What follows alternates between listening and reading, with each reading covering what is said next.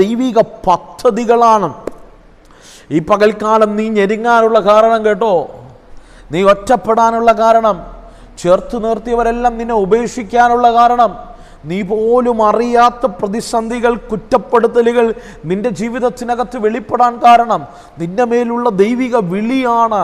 ആ വിളിക്ക് വേണ്ടി ദൈവം നിന്നെ പ്രിപ്പയർ ചെയ്യുകയാണ്. പ്രിയരെ, മോശയുടെ ജീവിതം നോക്കിയേ. മോശയുടെ ജീവിതം അവർണ്ണനീയമല്ലേ?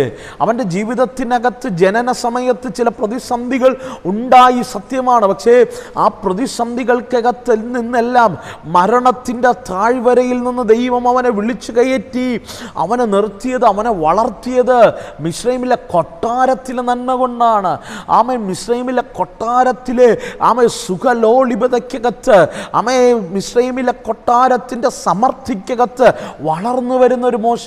പുറമേ കാണുന്നവരുടെ ജീവിതം, പുറമേ കാണുമ്പോൾ മോശയുടെ ജീവിതത്തിനകത്ത് ഒന്നും കുറവില്ല. വ്യക്തമായി വചനം വചനം പഠിപ്പിക്കുന്നുണ്ട്. മോശ മിസ്രൈമിലെ സകല വിദ്യകളും അഭ്യസിപ്പിച്ചു, സകലവിധ ജ്ഞാനങ്ങളും അവന് ഉണ്ടായിരുന്നു. പക്ഷേ ആ ജ്ഞാനങ്ങൾ എല്ലാം അവൻ്റെ ജീവിതത്തിനകത്തുണ്ടായിരുന്നു. എന്തിനാ കുറവ്? അവൻ്റെ യൗവനകാലം. നമ്മളെല്ലാവരും സന്തോഷിക്കാൻ ആഗ്രഹിക്കുന്ന സമയമാണ് യൗവനകാലഘട്ടം. നമ്മുടെ ബാല്യകാലഘട്ടം.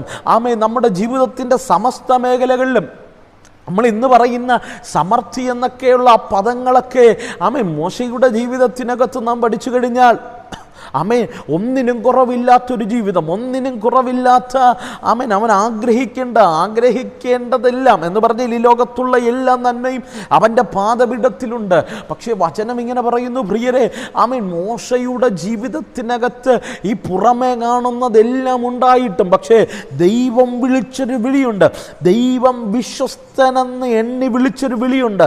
ആ വിളിക്ക് വേണ്ടി ആ മിസ്രൈമിൽ നിന്ന് അവനെ ദൈവം അടർത്തിയെടുത്ത് ഒരു 40 വർഷത്തെ മരുഭൂവാസം അവൻ്റെ ജീവിതത്തിനകത്ത് കൊടുക്കുകയാണ്. പ്രിയരെ, മരുഭൂമികൾ തകർച്ചയുടെ ഇടമല്ല. ബ്രോക്കൺനെസ്, മുടച്ചിലുകൾ തകർന്നു പോകാനുള്ള ഇടമല്ല. ആർക്കുമില്ലാത്ത വേദന നീ അനുഭവിക്കുന്നുണ്ടെങ്കിൽ, ആർക്കുമില്ലാത്ത തകർച്ച നിന്റെ ജീവിതത്തിനകത്ത് വെളിപ്പെടുന്നുണ്ടെങ്കിൽ, ആർക്കുമില്ലാത്ത ഒറ്റപ്പെടലുകൾ ഈ പ്രഭാതത്തിൽ നീ അനുഭവിക്കുന്നുണ്ടെങ്കിൽ, ആർക്കുമില്ലാത്തൊരു മഹത്വം ദൈവം നിന്റെ ജീവിതത്തിനകത്ത് തെളിയിക്കാനുണ്ട്. അതേ പ്രിയരെ, ദൈവം വിളിച്ച വിളിക്ക് വേണ്ടിയാണ് ദൈവം നമ്മെ ഒന്ന് ഉടയ്ക്കുന്നത്. ആമേൻ. ദൈവം നമ്മെ ഉടയ്ക്കുന്നതിന് കാരണം ദൈവം വിളിച്ചൊരു വിളിക്ക് വേണ്ടി ദൈവം നമ്മെ പ്രിപ്പയർ ചെയ്യുകയാണ്.